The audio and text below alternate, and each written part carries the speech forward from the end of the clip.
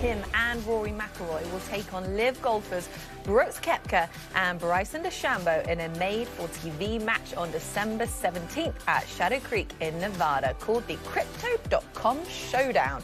And in a press conference earlier this week, Brooks Koepka was asked about Scottie's 2024 season, and here is what he had to say. Kind of interesting, Dee. Listen. He said, Scottie had a hell of a year. I think it's arguably one of the best years the tour has ever seen. Bryson had a hell of a year. He played 10 times better than I did. I played with him enough to know what he could have done on the PGA Tour.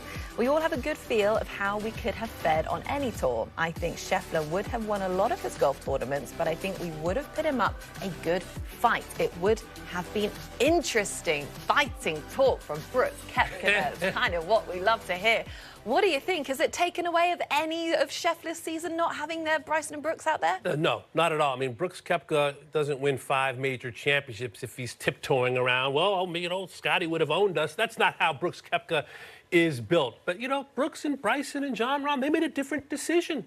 They decided to leave the PGA Tour. And even when Brooks was winning majors, you know, when he was a regular PGA Tour player, and I know he won one since he joined LIV as well, he always said majors was his focus anyway, not the PGA Tour events so much. Listen, you know, you can say the same thing about Byron Nelson, and some did. 1945, he won 18 times, 11 straight. It was during World War II, so not the full fields that he might have faced otherwise. They say the same thing in college football. Boise State back in the day, SMU this year. You know, Scottie Scheffler had no control over who was in the field, whether it was PGA Tour event, major championship event, the signature event.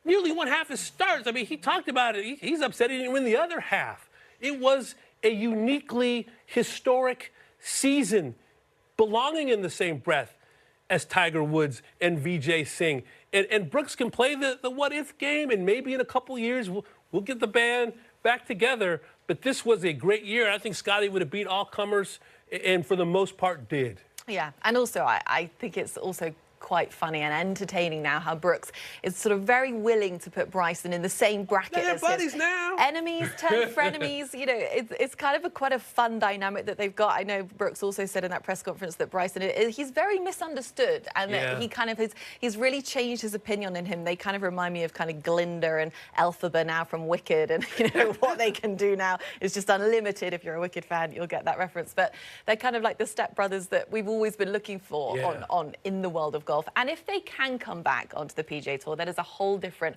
conversation. But if this is what the game has missed. Right. I mean, there's no doubt that there is that lingering thought, well, what if? I mean, and this is why people, in some cases, have tuned off. And they're tired of the impasse. And we're going to speak to Rex Hogger to find out how just close this deal is to becoming something, and when we might see the players together outside of December or outside of major championship golf. It's hurt the game.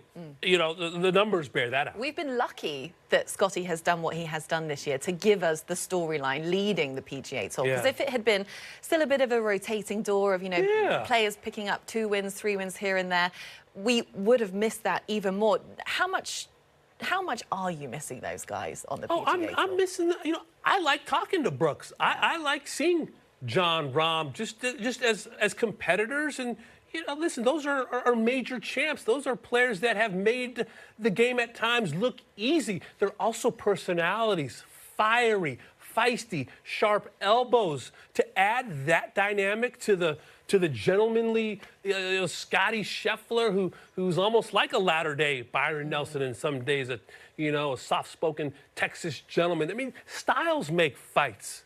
You know, it's Tyson and Holyfield. I mean, it's Nicklaus and Palmer. I mean, you want different personalities. So it's not just the great golf that's missed, but it's also the differing personalities that would make things extra spicy. Yeah, it's the bad boys that we've kind of lost, isn't it? Absolutely. And, you know, this is golf. They're the cleanest bad boys out there, but still. It's all relative.